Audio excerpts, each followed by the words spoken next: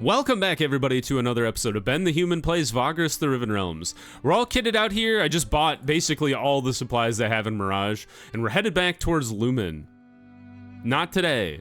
Tomorrow. I wonder if you go in and out of the village, does it change who's in charge? It probably depends on the day, honestly. Let's go ahead and rest. Now we can leave. We'll get ready to go back through the crystals.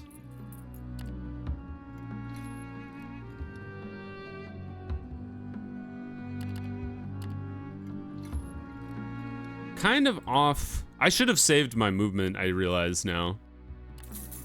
Because we won't be able to go into the crystals, and I don't think you want to rest in the crystals either.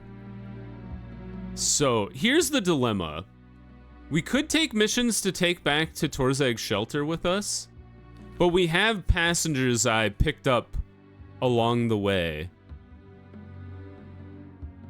I have these workers and these traders, and I believe they both want to go to Avernum. Yep. So, I don't think we want to go to Torzag's shelter. I think what we'll do is we'll just continue on to Lumen, and then when we finish the caper, we'll just turn around and head to Avernum. I might even do all that off camera because there's like not a whole lot going on that side of the world. We'll see. We'll figure out what happens. But for now, we'll just rest in the Manzio. Exchange for news, rest. Now we'll swap out all of our gear, or just the one gear, I guess. Heat shield and crystal. Through the crystals to the other side.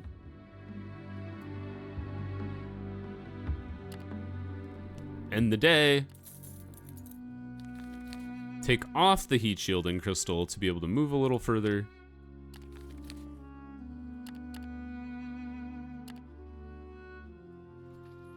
Is this gonna work out?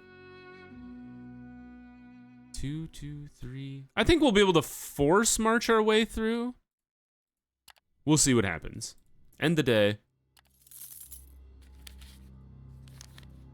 Because it knocks off 2 of our movement here, which puts us at 9. Yeah, it puts us right there. So we'll force march our way. It'll take a little vigor off. What the hell?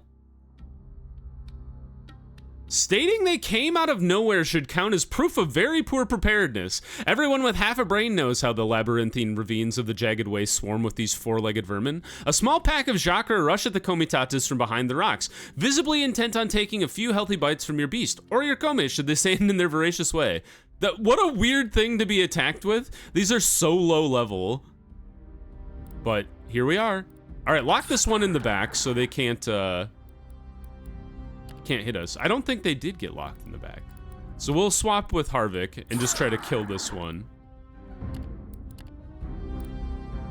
Go for that one. I should have shot this one, I realize, but oh well. Goodbye. Haha, sucker. Rush forward and kill this dude. And then axe this guy. All right. Should be done fairly quick here. Oh, he's quick. He's quicker than I thought. And hawk him. All right, good job, Hawk. The battle hawk killed the giant beastie. The Comes have successfully defeated the Jacre. The scale beast all lie dead and your beasts of burden are safe. Or so you thought. Following the pack, a huge monstrosity appears. The Jacre Alpha howls in rage as it smells the blood of its brood. Okay, I definitely have fought these before. This is a weird one, but okay. Let's have Krifta go ahead and attack the Alpha. Harvick, jump forward and attack the smaller one. Nadir, start dropping wards under this big boy. Incoming. Yep, he likes to scream and it stuns literally everybody on our team. Krifta's still alive. Or not alive, but unstunned.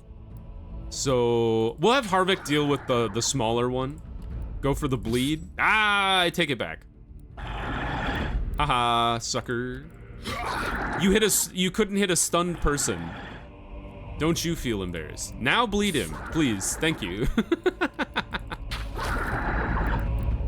A crit for 2 is not that bad, especially when he's gonna bleed out.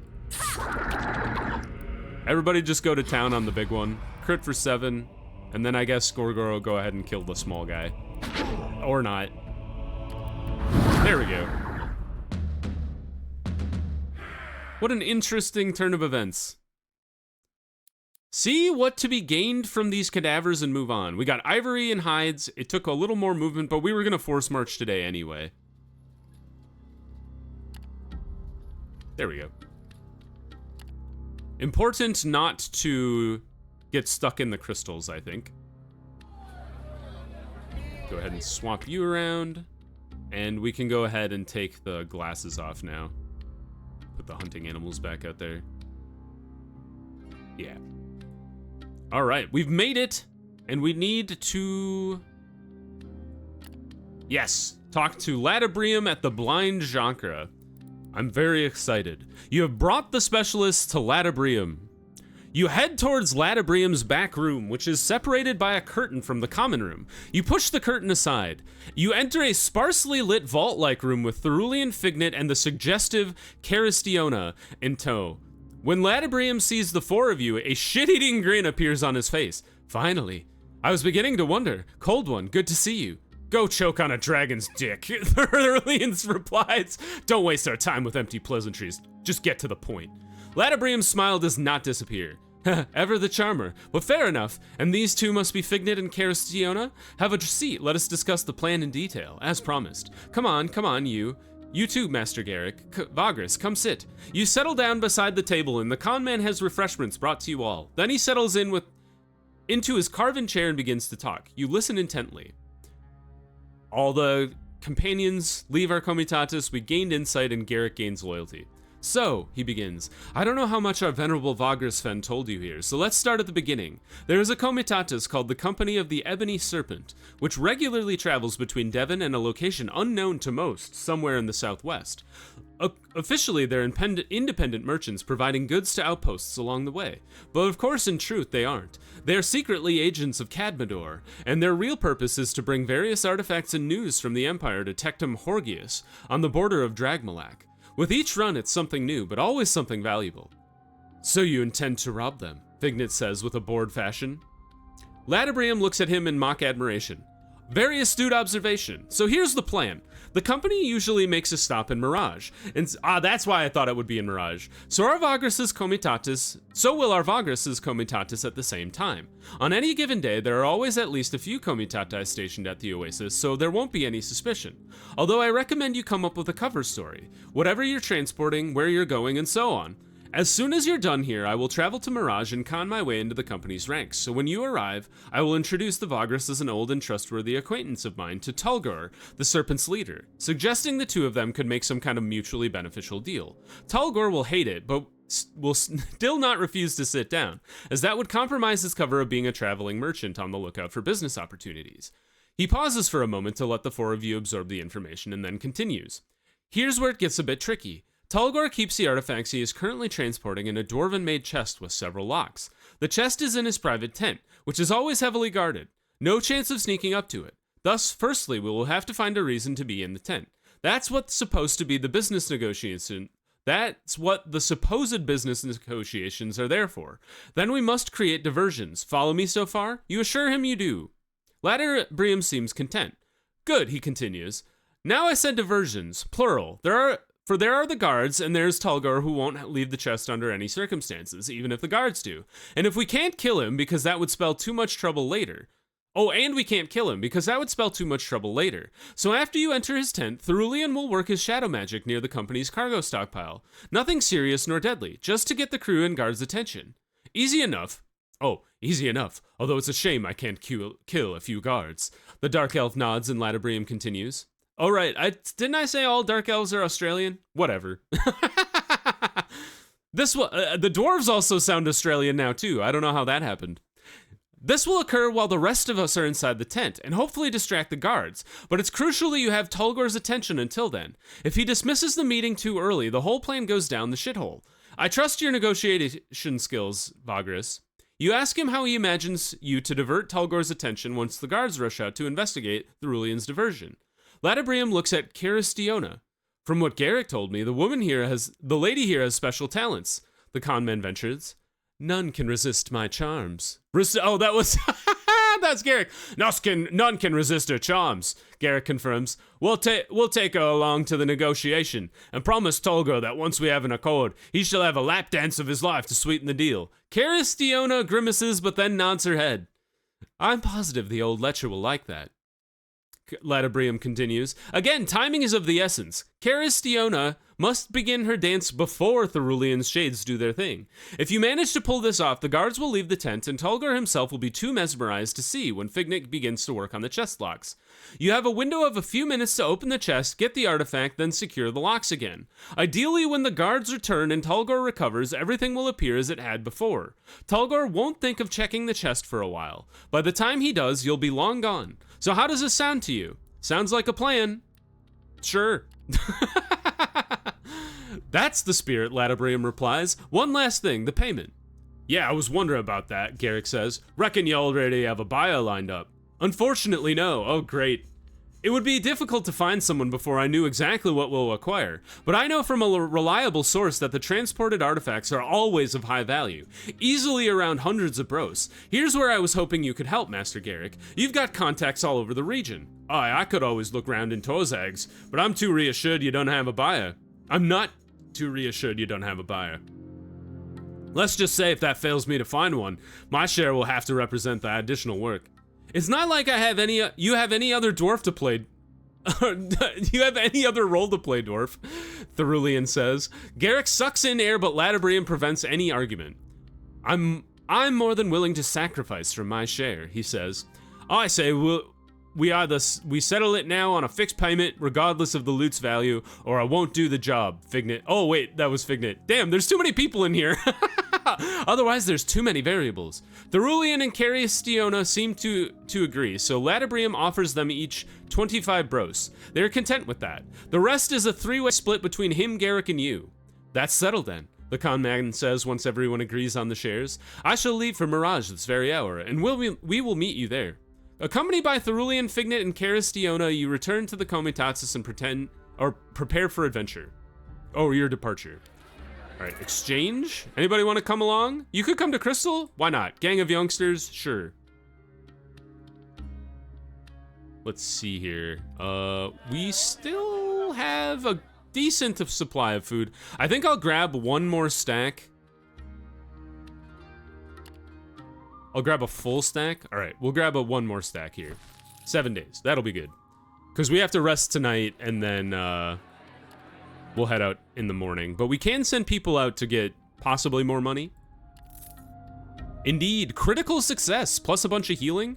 That's good. I would love for my people to get fully healed before we get into any kind of tussle. Ooh, this is a good one. I think I will take that.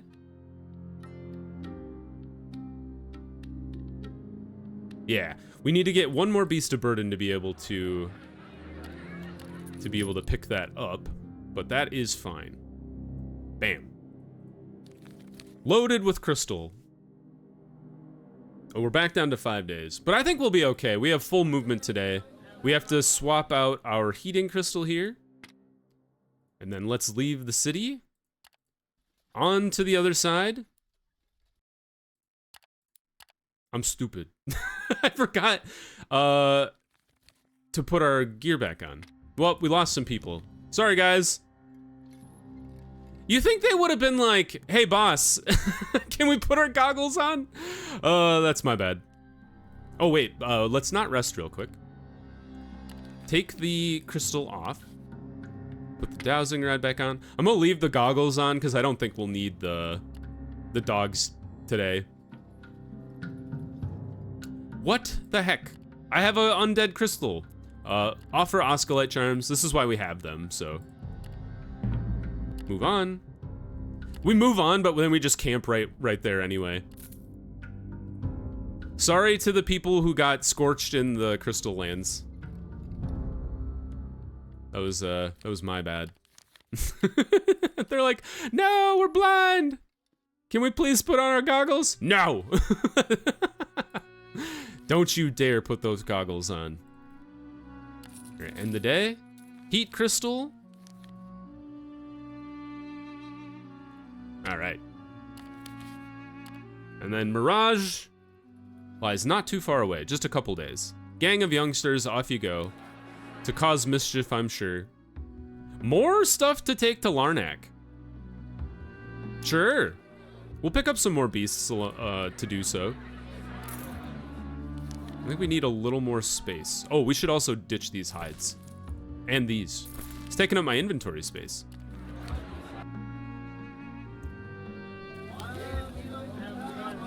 Perfect. All right, we still have plenty of supplies to be able to make it to Mirage, and then we can fill up before we head on to Larnak later. But let's rest here. Don't send your dudes out. All right. Leave the city. Let's go this way. Oh, we should, whoops. I was like, why is our movement so low? Because we still have our heating crystal on. Don't forget to take that off when you're running around in the wasteland. There we go. I guess we'll just camp here and then send our people out to scavenge. Oh, man. It wasn't a high likelihood to succeed anyway, but always rough when it comes back to bite you in the butt. That's okay. Obedience is like one of the easiest things to generate for our crew, so I don't mind that too much. Another fail. Oh, well. At least nobody died. That's always the worst when your people fail, is your slaves die in the wasteland somewhere. Okay, the Caper. I'm very excited. Do we have anything to drop off here? Nope, these are all for Larnak. These are also for Larnak. Might as well take the supplies that don't belong to me. Before I forget, I'm just gonna go ahead and buy Beasts of Burden. And then we're gonna get all of these supply missions that I can. And then we're gonna buy all the supplies that they have available. And now we're ready to leave, just in case I forget. But now, the Caper time. Proceed with the plan to rob the company of the Ebony Serpent. It does not take long to confirm that the company of the Ebony Serpent is indeed taking a rest in Mirage right now. You can see their banners on the far side of Mirage Lake. Luckily, there are several other Komitata encamped here as well, so it's easy to get lost in the crowd and avoid attention. You and your crew are but a few of many travelers. Should you wish to proceed with the plan now, you have to wait for night to fall and wait to be approached by the incognito Latabrium. Proceed with the plan tonight. While you are waiting for the evening to arrive, you take great pains to remain relatively unseen, and introduce yourself by a different name to anyone you might speak to during your stay. These precautions serve as protection for later when the company will inevitably figure out that you had something to do with the disappearance of their artifact. Let's not use the resourcefulness if we don't need to. We're really good at con and we're pretty charismatic. Test succeeded. While resting in the shade and surveying your surroundings, you are approached by a familiar face. It is Latabrium. He is wearing a hat. But he is wearing the Ebony Serpent's colors. Finally, you're here, he says with visible relief. I haven't been here too long, but God only knows how long I could endure the company of, well, the company. Dour people. Let's just get this over with. Less. Garrick says. So speak about what's important, you dumb fuck. Is everything prepared on your end? Yes, Latabrium replies, somewhat hurt. I used my previous research of the company to blend in as a new recruit, sleazed my way to Tulgor, and today I told him that I know you from before, and that it might benefit him to do business with you. Did it in front of an audience of strangers and company men too, so he would have a facade to maintain. At first he was reluctant, but since, as I predicted, he wouldn't dare compromise his cover story of being a traveling merchant looking for profit, so he agreed to have you for dinner this very evening in his tent. That's where he keeps the chest with the artifact. I'll fetch you later. So far, so good. Time to begin with the preparations. You sit down with Thorulian to discuss the distraction he will provide while the rest of you dine in Thulgor's tent. Well, as soon as you leave for the meeting, I will make my way to where the company keeps its cargo. Not too close, mind you. Just somewhere along the perimeter. I'll be as discreet about it as I can. I promised not to produce casualties, didn't I? You tell him you ask him exactly how that will work. Would you reveal your secrets to me in turn if I told you about my magic? The dark elf asks you indignantly. Don't be a fool. I'll do my work, you do yours. Rest assured, the guards will be all over the cargo stockpile, chasing shadows while you're in there. Make sure you draw up the conversation with Talgor as long as you can so I can get into position and bind the shadows to my will. You promise that you will do your part. Thurulian settles down in the shadows of a thicket while Caristiona sleeps and Fignet paces about, and so nothing remains but to wait for the evening to arrive. Hours go by slowly at the sleepy oasis. Dusk settles slowly. Soon, Lanabrium appears alongside 2 ebony serpent guards to escort you to Talgor's tent. By then you have washed and donned your best attire to appear respectable. Caristiona and Garrick and Fignet accompany you, posing as your slave dancer and your 2 most trusted advisors respectively. To be on the safe side, you also take some of your companions along. Thurulian has left already, making his way over to the company's camp to begin preparing for his shadow magic distraction. There is no turning back now. We get 3 people. All right. Garrick has to come. Gorgoro is a solid one. And we're going to take Krifta as well. Or, because we can only have 3 people, I love having Nadir around so she can summon the extra person. The little demon guy. You're escorted into the camp of the company. It looks huge, well guarded, and well organized. The tents and uniforms are made from dark cloth and bear the insignia of a folded up black serpent on a green field. Talgor's tent is luxurious without being too pompous. Just like something that successful but serious trader would use. That is only on the surface though, as on the inside it rather resembles the residence of a military commander with its puritanic furniture. Also, it is very heavily guarded. Would you have come indeed for a mere business dinner without its ulterior motives? You would be surprised. In accordance with this, you deem it best to feign at least some minor puzzlement. At the far end of the rather spacious tent, there is a simple table behind which sits a man with an oily black beard, who must be Talgor. Next to him, you spot Ladabrium.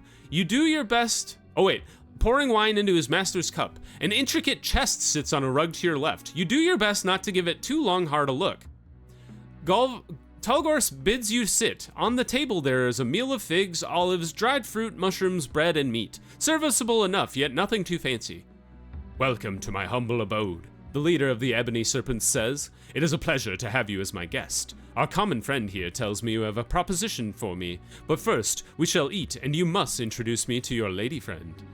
Talgor eyes Caristiona, and you grab the opportunity to praise her dancing skills, suggesting that maybe when the talking is done, she could demonstrate them. Although your host tries not to show it, you can tell that he is interested. Otherwise, however, he is rather unenthusiastic. The dinner is uneventful and boring. After you have eaten, you begin to talk business, but it is obvious that Talgor is not really keen on sealing a deal, and does all this only for show. You can see that you are rapidly losing his attention, which is a problem, as there still might be some time until Thurulian manages to distract the guards.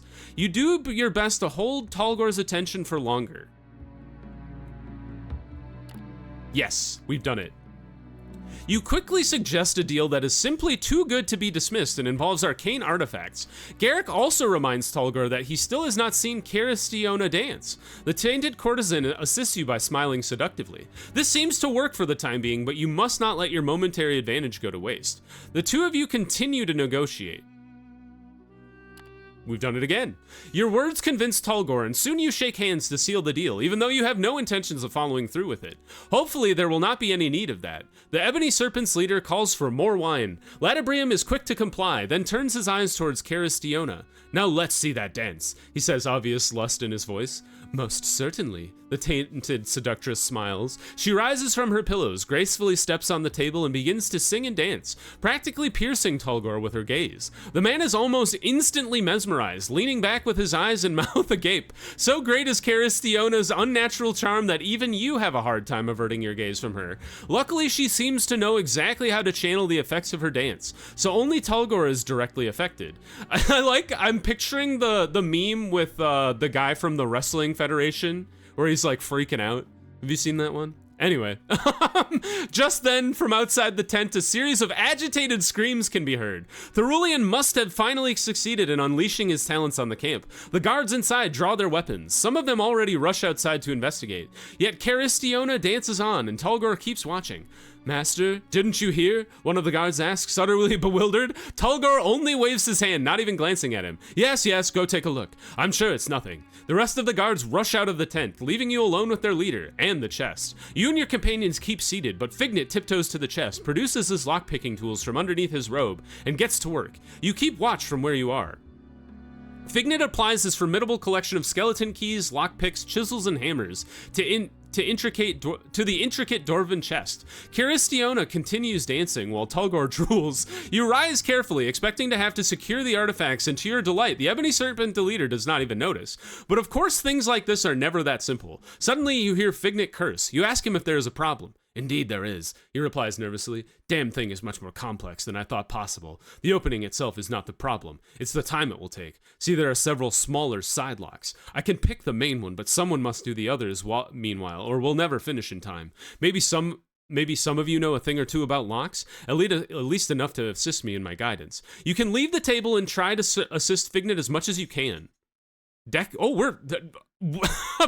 we're really good at picking locks. All right, this seems important, so why don't we use a little bit of our resourcefulness? We did succeed, 94 to 100. Finally, you hear a loud click and the chest opens up. Fignet lifts the lid and there it lies, a collection of odd red-hued stones in a box, as well as other rarities and curios. You can only hope that they were worth the effort. You slip them under your robe while Fignet closes and locks the chest. And none too soon, as almost immediately afterward, you hear the guards returning to the tent. They find you sitting just as you were when they left. Caristiona is finishing her dance and Tulgar slowly regains his senses. He shakes his head to gather his wits. Now, that was something otherworldly, he mutters, then turns to the guard. You were saying, any trouble outside?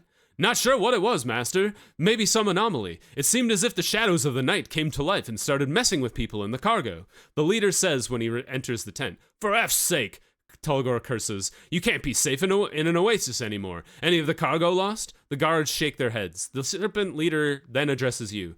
This is an unforeseen turn of events. I'm sorry, Vagrus, but I'll have to call off our recent deal, as sweet as it sounded. I'm sure you understand. Thanks for the dance, though. Now, if you'll excuse me, I have urgent matters to attend. My man here will escort you back. Hey, no problem bailing on the deal I had no intent of following through on anyway. I'll see you in the morning, he tells you and heads back to play his part. Oh wait, Labrium says this. He takes you out of the Ebony Serpent camp. I'll see you in the morning, he tells you and heads back to play his part some more. You are soon back at the Comitatus and Thorulian joins you half an hour later. Well done, team. Full successes all the way around. After some well-deserved sleep, you awake, content with last night's occurrences. As far as you can tell, everyone in Mirage is talking about the mysterious attack against the Ebony Serpent's cargo, but no suspicion falls on you. However, you cannot keep yourself from wondering what will happen when Tulgar opens the chest in Tectum Horgius and finds it empty. He will most likely put the pieces together and realize that you are the culprit in some way, in which case you can only hope that your efforts to remain incognito proved successful enough.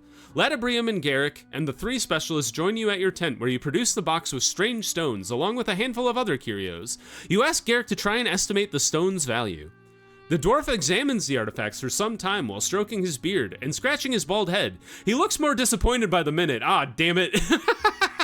Well, fuck, he says at last. They aren't worth nearly as much as you've promised, Ladabrium, you incompetent little turd. They are some kind of minor magical stones, and from the look of it, they'll yield about 150 bros, 160 tops, if I can find a buyer, which will take a friggin' lot of time, even in Torzag's shelter. Fignet is visibly irritated. So what do we do now, he asks. I have a suggestion, Garrick replies after some consideration. Given that the three of you were already working for fixed wages, I'll pay you right here, right now, from the remains of me stash. 25 bros each, was it? As for you, Ladabrium, I'd love nothing more than to wring your scrawny neck, but I admit that you did help us find some profit after all, so 25 for you as well, and 5 bros finder's fee on top of that, which leads me and the Vagrus with round 40 or 45 or 50, depending on the buyer. This way we can all go our merry effing way. How's that sound? The dwarf waits for the others to react. Fine by me, Fignet is the first to speak. I'm none the poorer for it, and I actually don't have the time to hang around until you find a buyer. Same here, Thorulian falls in. You are getting on my nerves anyway. It will be ecstatic to be on my way. As for me, Caristiona sighs, I'm grateful for the opportunity. This isn't what we agreed to. This is what we agreed to, isn't it? At least it was mildly entertaining. A mildly entertaining adventure. Garrick looks at Ladabrium, which leaves you. From the way he is wringing his hands, you can tell the con man is torn between his greed and his innate cowardice. Finally, he swallows and nods. All right then, so be it. Garrick produces his heavy pouch and begins to count the coins. After everyone has received their share, Ladabrium turns to you. Well, pleasure doing business with you, Vagrus, he says with a grin. Suppose this is the end of our collaboration. He turns to the others. As for the three of you, I hope you are now content that you have chosen to work with me. Could have gone sideways for most of your gigs do, but I suppose it turned out all right this time, Therulian says begrudgingly. Oh, that was, I don't know. Anyway, oh, that was Therulian. There's too many people in this scene. You delivered on your promise, buddy. Well, Fignet grumbles, biting a silver coin. I'll F off before you'll get too emotional and start the hugging. Hopefully I won't see any of you ever again. And then he turns and walks towards the oasis. Therulian follows him. I will now leave too, Caristiona announces theatrically. New lands and new prospects await. I could, accompany you, milady, Ladabrium says in a tiny voice. In your sad and lonely dreams, my boy, the temptress says and leaves your camp on her impossibly long legs. Ladabrium lets out a forlorn little sigh and turns to you. I'll be leaving too then. Safe journeys, Vagrus, and with that he is gone. As soon as the two of you are alone, a shit-eating grin, he lied to them, didn't he? Grin appears on Garrick's face. Already suspecting something, you ask the dwarf what it is that makes him so happy. He erupts in ugly laughter. Those morons, he says with vicious glee after he laughed for a good minute. These might look like simple dragon stones, all right, but for a fuck's sake, they ain't that common. They are sure mighty fine and rare, and each capable of detonating and bringing down a whole block of buildings for sure. Weapons, Vagrus, weapons. We're friggin' rich, you get it? Admittedly, it'll take some time until I can find a suitable buyer once we get to Torzag's shelter, but sooner or later I'll manage. Now put those stones away, somewhere very safe, and let's F off. You cannot really say that you were surprised, as you've known Garrick to be a devious, greedy bastard ever since he joined the Comitatus. And after all, the others seem content with their share of the loot. You stash the box of dragon stones while the dwarf goes about camp singing a happy song that sounds like someone is skinning a Jacra alive. Soon it is time for the Comitatus to continue his journey. Awesome. Well, that was fun. I really enjoyed the caper. So it sounds like we'll make our way back to Torzag's shelter. I think I'm going to go ahead and do the run-up to Avernum off camera and probably continue on to Devon. And I might do the whole circle and get back to Torzag's shelter and pick up the next episode there. Because, like, there's some stuff we could do, but I think I'd like to focus on getting that one knocked off, the next step of Garrick's story knocked off, and then we can head back to the Warp Gate and head to the other side of the world. Maybe we can even do, like, the next Beast arena fight with Gorgoro as well. But we're gonna leave the episode there. If you guys enjoyed, click the like button. It helps me out a lot. If you want to see more Vagrus the Riven Realms or the other videos I have going on the channel, subscribe to the channel. That also helps me out a lot. But until next time, everybody, I hope you have a good one, and I'll see you in the next video. Bye-bye, everybody!